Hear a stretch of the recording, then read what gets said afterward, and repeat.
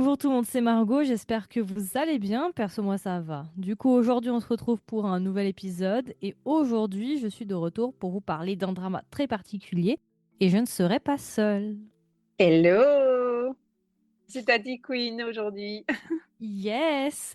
Du coup aujourd'hui on est de retour pour un nouvel épisode et ça va être un drama chinois. On va vous faire un petit épisode sans spoilers juste pour débriefer un petit peu sur le C-drama Love Between Lines qui est sorti en 2026. Avant de commencer, si tu apprécies le podcast, n'oublie pas de t'abonner sur ta plateforme d'écoute préférée.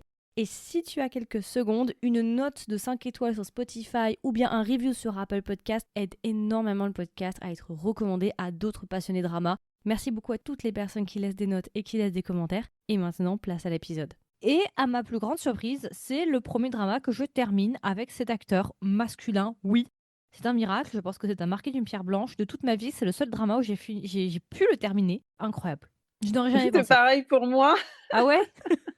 c'est identique. Ah ouais, ouais. Franchement, c'est un acteur vraiment, où j'ai eu du mal à commencer ou à terminer ses dramas. Mais j'en ai jamais terminé d'ailleurs, c'est le Mhm. premier. Oui. En fait, il est beau, mais je sais pas, j'accroche pas à son jeu. Je trouve que voilà. Il a une présence, il a du charme, je trouve il est charismatique, mais tu as l'impression qu'il joue toujours le même genre, tu vois, de personnage masculin froid et ouais, Mhm. j'ai du mal à accrocher, à ses précédents projets. Ouais. Mmh. Alors, du coup, si jamais le drama il est disponible sur iQIYI, Viki, Mango TV et visiblement sur Apple TV, mais ça, je pense que ça doit être en sous-titré en anglais, à mon avis. Et si jamais c'est issu du roman Yashi qui a été écrit par Zul. Donc, ça, c'est un web novel, hein, si jamais c'est un roman. Et du coup, rapidement, je vais juste regarder le Réa Mao de Chou. Qu'est-ce qu'il a fait? Ah, il a fait When I Fly Toward You. C'est le même Réa. J'ai pas aimé. Je l'ai Moi drop non plus. celui-là, Bah, j'avoue que j'ai pas accroché. ouais, non, moi aussi. J'ai aussi drop. D'accord. Ok. Ça, c'est pour l'Ouréa. Et après, le scénario, j'ai pas. Vu que c'est ici dans le roman, je sais pas si c'est lui aussi qui a fait la scénario. Bon, ok. Alors, au niveau du casting, je l'ai un petit peu introduit. En acteur principal, nous avons Tian Xing-su. Alors, Tian Xing-su, il va jouer le rôle de. Il va jouer le rôle de Xiao Yu. Et ensuite, nous avons Lu Yuxiao qui va jouer le rôle de Xiao Xiao ou bien Hu Xiao. Ça, ce sont nos deux acteurs principaux dans le drama. Après, vous avez d'autres acteurs, bien évidemment, mais ça, en tout cas, c'est le casting principal. Vous allez reconnaître peut-être quelques visages familiers, dont Kido. Alors, Kido, moi, je sais plus d'où je l'ai vu, mais il joue le rôle de Gong Hwa-sung. Alors, Song, tac, tac, tac, Kido. Il a joué dans quoi, lui? Parce que franchement, sa tête m'est familière. Once Again. Ah, Forbidden Flower. You Are Desire. Ah, j'ai pas vu celui-là. Hello, Sharpshooter. The Sharpshooter, I don't want to be the... Ah, I don't want to be brother with you. Ok. Bon, il a fait des... Je sais que son visage m'est familier parce que je l'ai déjà aperçu, mais je sais plus exactement où. Ok. C'est notre casting. Ah, il y a Li Tinting. Oui, il y a Li Tinting. Voilà, il faut aussi que je précise, j'adore Li Tinting. Je sais pas si vous la connaissez, je l'adore. Elle avait joué dans un drama que j'ai beaucoup, beaucoup aimé, qui est, attendez, roulement de tambour, Somewhere Only We Know, ou bien Exclusive Memory. Monsieur Mou. J'ai pas Monsieur vu. Mou. Il est trop bien ce Je sais drama. Je sais pas. pas si tu, je crois que j'ai dû t'en parler. Ce drama, tu sais, c'est une romance scolaire entre une meuf qui fait une licence d'anglais et un gars qui est un PhD en aéronautique. Ah. Ah, Non, ça me j'adore ce parle drama. pas. C'est un 2019, il est vieux, c'est un premier drama chinois préféré. Je l'adore. On a fait un épisode déjà sans spoilers et avec spoilers. J'adore ce drama. Et c'est là où j'ai découvert du coup Lee Sin-shin. Alors rapidement, du coup, de quoi parle Love Between Lines? Love Between Lines, ça va de notre personnage principal qui s'appelle Ru Xiao, ou bien Xiao Xiao. On nous explique que c'est une jeune femme qui a pour rêve en fait de travailler en tant qu'architecte, mais malheureusement, quand elle était à l'université, elle n'a pas pu justement faire ses études, poursuivre ses études d'architecture, et du coup, une fois à l'âge adulte, bah, elle va se dire, bah écoute, c'est peut-être le moment justement que je rectifie un peu le coche et que j'essaie de trouver justement de faire ma carrière dans l'architecture. Le problème, c'est que pendant des années, elle va travailler pour une entreprise d'architecture qui va lui dire oui, oui, t'inquiète, on va te donner le job. Mais finalement, au début du drama, ce qu'elle va apprendre, c'est qu'en fait, bah, son boss, il a en aucun cas l'envie de lui offrir justement un poste en tant qu'architecte, il veut la garder en tant que secrétaire. Et ce qui va se passer, c'est que du coup, elle va décider de démissionner. Un jour, sa meilleure amie, pour la détendre un petit peu après avoir démissionné, parce qu'elle est extrêmement stressée après ça, elle va lui proposer d'aller faire un jeu de réalité un peu virtuel à la Spyry Home. Rien que pour ça, déjà, c'est ce qui m'a conquis quand j'ai commencé. Et justement, en faisant justement ce jeu un petit peu de réalité virtuelle, elle va rencontrer le chemin d'un personnage mystérieux qui s'appelle Xiaoyu. Et à partir de là, je ne vais pas trop vous en parler, je ne vais pas vous en dire trop, mais ces deux personnages-là vont se rencontrer et on va suivre leurs histoires. Donc d'un côté, on a Xiao Xiao qui va tout faire pour poursuivre sa carrière d'architecte, et le personnage de Xiao Yu, je n'en dirai pas trop. Je pense que j'ai pas trop envie de spoiler. Est-ce que tu vas rajouter quelque chose? Non, Ok, non, il y a rien à... T'as tout dit là, c'est parfait. ok. C'est Parfois, j'ai peur parfait. d'aller trop loin. C'est pour ça que je me calme un peu. Alors du coup, Mhm.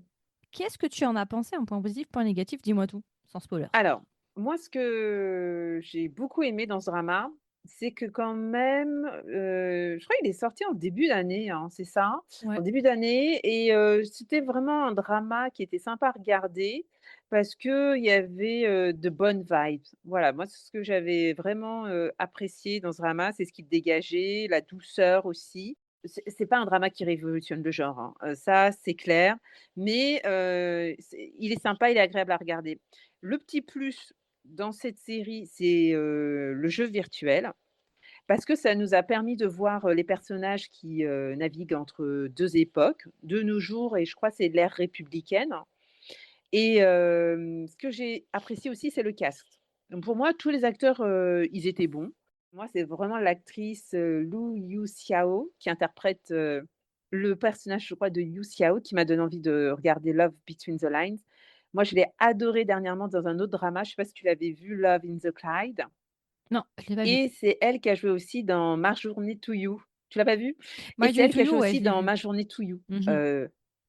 Voilà, donc vraiment ça voilà, ça a été des coups de cœur ces 2 dramas et comme tu l'as dit au début pour Chasing You, c'est le premier drama que j'arrive à voir en entier avec lui. D'habitude, vraiment je suis pas fan de ses projets mais là franchement, j'ai bien accroché avec celui-ci. Ensemble, ils sont beaux, franchement on y croit, leur romance. Les personnages secondaires aussi, qui sont leurs meilleurs amis, je les ai trouvés attachants. Il y a un peu de suspense parce que le père de Xia Ziyu a subi une injustice, voilà, sans rentrer dans les détails, mais franchement, dès le début, on sait qui est le coupable. En fait, la question, ça va être plus, de savoir le pourquoi, qu'est-ce qui s'est passé, voilà.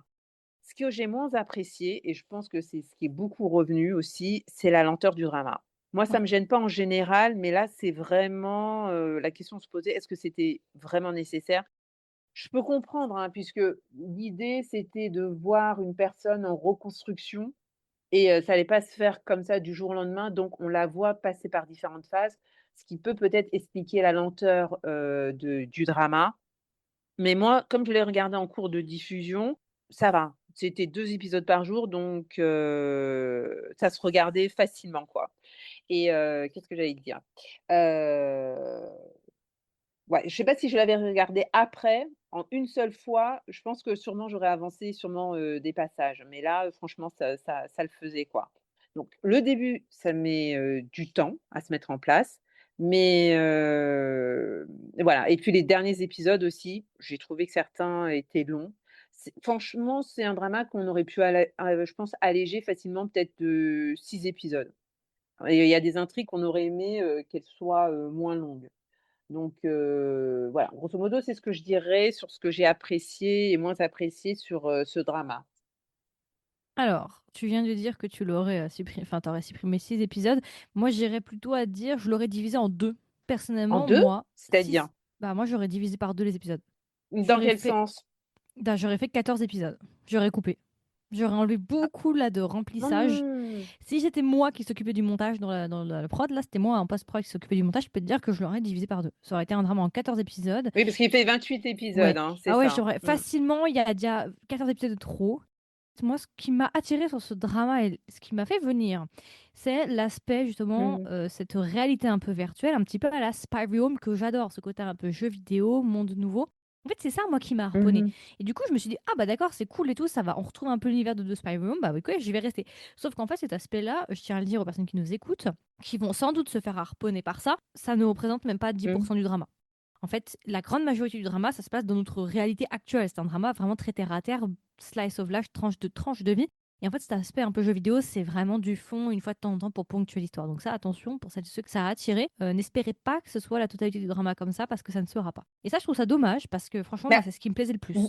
mais après ce qui est normal, parce que je pense que l'idée avec ce jeu virtuel, c'est que ça lui redonne confiance en elle pour reprendre sa vie en main et qu'ensuite, effectivement, le but est qu'on revienne dans la réalité et qu'on ne reste pas dans le jeu virtuel. C'est que à un moment donné de sa vie, ce personnage, vu ce qu'elle a traversé, ça lui a permis de reprendre confiance en elle et de rencontrer évidemment le personnage principal, mais après, en même temps, de reprendre sa vie en main et d'être plus dans le moment présent. Donc c'est pour ça, après, c'est vrai que tu as raison d'insister là-dessus. Si les gens voulaient qu'on reste plus longtemps sur le jeu virtuel, ils peuvent être déçus, c'est clair. Mais je Bah, peux moi, par comprendre exemple. pourquoi ce n'est pas tout au long du drama.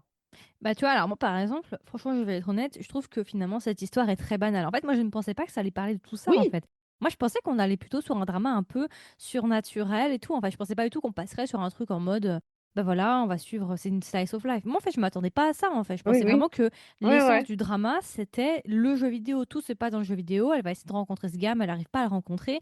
Et au final, elle va finir par le Mmh. rencontrer parce qu'ils n'arrêtent pas de se rater ou il veut pas qu'elle connaisse son identité. C'est Moi, je ça. pensais que c'était un truc comme ça, en fait. Et c'est ce qui m'avait franchement beaucoup plus intéressée.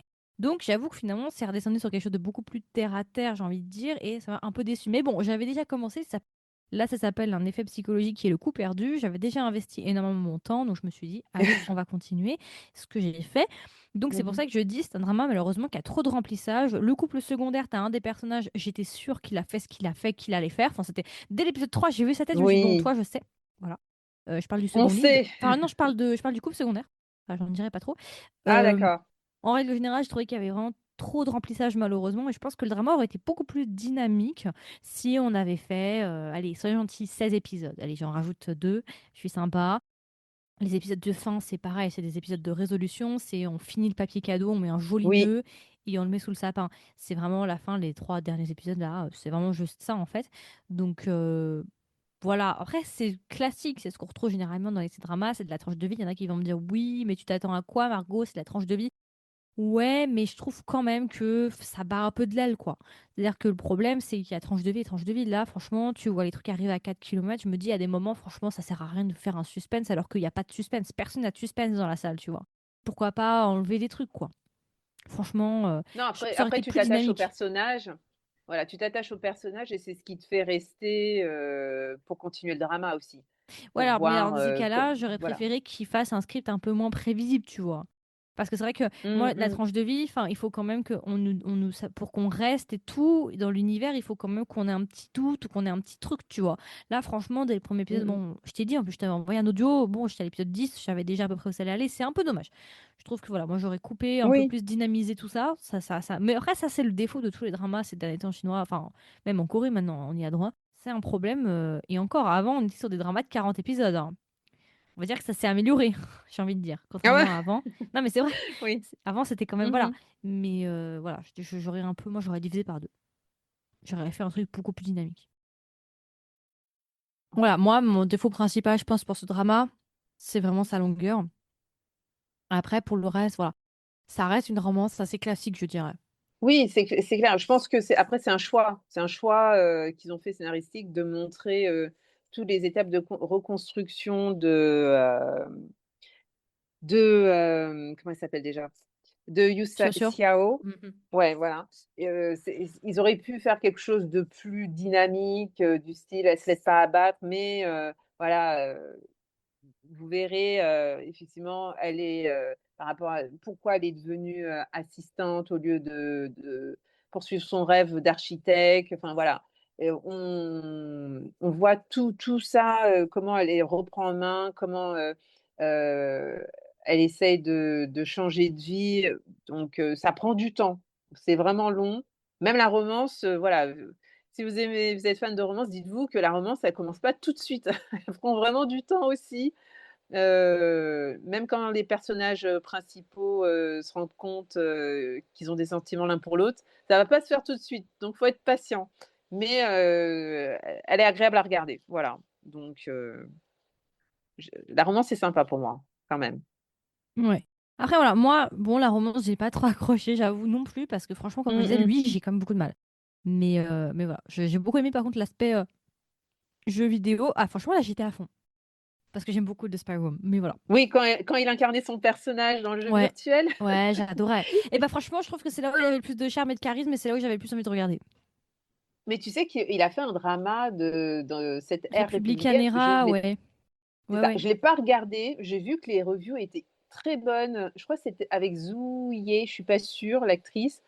À voir. Faut voir si, il est vraiment bien ou pas. Je l'ai mis dans ma watch-list, mais voilà, il a fait un drama sur cette ère-là. Mmh. Si tu devais le recommander à un ami ou une amie, qu'est-ce que tu lui dirais? Est-ce que tu recommanderais le drama? Alors oui, oui, je le recommande quand même, malgré ses longueurs.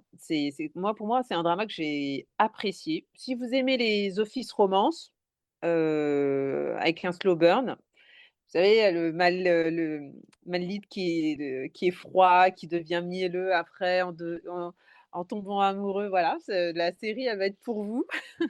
Le petit plus du drama aussi avec l'immersion dans le jeu, virtuel, même si c'est pas tout au long du drama, mais le peu de fois, ça apporte quand même quelque chose parce que ça permet de voir les personnages interpréter des jeux de rôle à la républicaine, donc ça, franchement, j'ai bien aimé aussi, c'était sympa. Et puis les acteurs aussi, bah, franchement, bah, si vous êtes fan de l'actrice, Lou Yuxiao, je trouve elle est bien, dans ce drama. Elle a un truc, elle a ce côté naturel, qui, transparaît à l'écran. Et puis, Shin Sing-yu, non, Shin Sing-soo, je ne sais pas si je prononce bien son prénom. Vous allez aussi pour moi l'adorer dans ce drama si vous êtes fan, de cet acteur parce que, ils ont une présence, ils sont charismatiques, je trouve, dans le drama. Ils sont bien mis en valeur. Donc voilà. Je trouve qu'on apprécie leur dynamique ensemble et que c'est un beau couple. Donc quand même, moi, je trouve que si vous aimez, ce genre de romance, que vous allez apprécier, ce drama et je le recommande. OK. Alors moi, est-ce que je le recommande? Je le recommande pas. Franchement, je le recommanderais pour des personnes qui aiment le casting et qui n'ont pas peur de regarder un drama qui prend son temps et où il se passe pas non plus beaucoup de choses, où c'est plutôt la tranche de Mmh. vie. Je dirais ça comme ça, tu vois? Donc je recommanderais, mais toujours avec des pincettes. Mais c'est pas forcément un coup de cœur, je vais être honnête, hein. Franchement, je vais le regarder et je vais l'oublier très vite, je pense. S'ils avaient continué sur cet aspect jeu vidéo, je pense que franchement, Mmh. j'aurais énormément aimé. Mais malheureusement, ce n'est pas le cas. Et du coup, alors, si tu devais lui donner une note, tu lui mettrais combien sur 20? Alors, pour moi aussi, c'est pas un coup de cœur, mais quand même, comme j'ai passé un bon moment, je lui ai donné la note de 16. Il y avait de la romance, on avait un peu de suspense aussi. J'ai trouvé que la réalisation, elle était belle, on avait des beaux plans et c'est le genre de drama qui détend, qui est relaxant avec, la femelle lead qui est touchante, on prend, plaisir à la voir, évoluer, prendre confiance en elle, à réaliser ses rêves. Donc moi, j'ai trouvé quand même que le drama, était sympa à regarder. Moi, c'est pour ça que je lui ai mis 16. Ok. Alors, moi, j'ai un peu de mal à lui mettre une note parce que si vraiment je parle en termes de mes goûts, je lui mettrais pas 15. Je lui mettrais en dessous, je mettrais vers Mmh. 14,5 dans ce dos-là. Après, si voilà, vous aimez ce genre de choses, pourquoi pas vous mettre un 15, mais c'est un 15 timide, quoi. Mais je pense quand même que je vais lui mettre un Oui. 14,5 parce que j'ai pas, voilà quoi. Surtout qu'en plus, maintenant, il y a du temps qui est passé aussi. Et c'est vrai que je trouve qu'il est facilement oubliable. C'est pas le genre de drama, par exemple, comme Here We Meet Again, que j'avais beaucoup aimé avec Jang Bingbing, je sais plus comment il s'appelle. Pourtant, j'aime pas l'acteur, hein, mais j'avais adoré Here We Meet Again. Il y a ces petits dramas-là où, tu vois, c'est des romances vraiment bateau, plus, plus, plus. Il n'y a pas plus bateau que ça. Mais, tu vois, Mmh. c'est le drama confort. Ici, c'est pas le cas pour moi. Moi, je pense que c'est le fait que le côté jeu virtuel a apporté quand même un plus. Enlève le côté, jeu virtuel, de la série, c'est vrai qu'après, il y a pas cette petite touche, d'originalité, ce petit truc. En plus, ça devient vraiment déjà l'histoire elle est classique, elle est basique, mais ça devient vraiment la romance, de vraiment, avec, rien de plus, tu vois? Mais Mhm. le fait qu'on ait quand même, injecté ce côté, jeu virtuel, ce qui était marrant, tu vois? Chacun cherchait à battre l'autre, être plus intelligent que l'autre et tout. C'était marrant et c'était sympa et moi c'est pour ça que je lui ai mis 16 quand même Mhm. et voilà. Et Ok. puis le côté un peu, tu avais, tu sais comment le quartier, le côté avec l'architecture, tout ça, moi j'avais bien aimé, ce qui avait été apporté dans le drama aussi, je Mhm. trouve, hein. Comment ça a été reconstitué et tout, j'ai bien aimé moi. Ok. Est-ce que tu veux rajouter quelque chose pour le drama? Bon après c'est pas un drama où il y a 1000 choses à dire. Oui. Non, j'ai rien d'autre à rajouter. Voilà, si vous aimez les romances, si vous êtes fan des acteurs, regardez-le, vous allez passer un bon moment, vous allez apprécier le drama. Ok, bah écoute, voilà, c'est à peu près tout. Du coup, c'était notre review sans spoilers sur le drama Love Between Lies. J'espère que ça vous a plu et que ça vous a intéressé. Comme d'habitude, n'hésitez pas à nous donner vos retours. Est-ce que vous l'avez vu? Parce qu'il y a quand même des très bonnes notes. Sur My Drama List, il a 8,8. Tiens, je vais aller regarder Mmh. sur Doban. Tiens, je suis curieuse. Allez hop, c'est parti. On y va. Je vais regarder Doban. Parce que je trouve que Doban, généralement, Moi, il dans peut... mes souvenirs, il a eu du succès, hein. J'ai l'impression qu'il avait vraiment bien marché, ce drama. Généralement, Doban, ils sont assez stricts, mais ils sont quand même assez justes. Généralement, je me retrouve assez sur Doban. Ils vont s'aligner à toi, c'est ça? Je sais pas, justement, Au je suis niveau de curieuse la de note? voir s'ils s'alignent ou pas. Parce qu'il y a toujours des énormes différences entre l'audience chinoise et l'audience internationale. Il y a toujours une... Ouais, bah, je suis d'accord. C'est ce que je voyais, hein. 6,5 sur 10. Ouais. Mmh. Non, c'est ce que 6,5, je OK. voyais. C'est ce que je voyais. Moi, je voyais un... Pour Doban, je voyais un 6 et des poussières. Ouais, bah, écoute, je suis plutôt d'accord. OK. Ouais, non, sur le coup, je me rapproche de voilà, Doban, on est à 6,2 pour Love Between Lies. Moi, je suis assez d'accord. Généralement, de toute façon, l'audience internationale gonfle très souvent les notes par rapport à Doban. Mmh. Moi, je suis plutôt d'accord avec Doban sur cette fois-ci. Donc voilà, écoutez, n'hésitez pas à nous donner vos retours. Il y aura une section commentaires si vous nous écoutez sur Spotify et sur YouTube.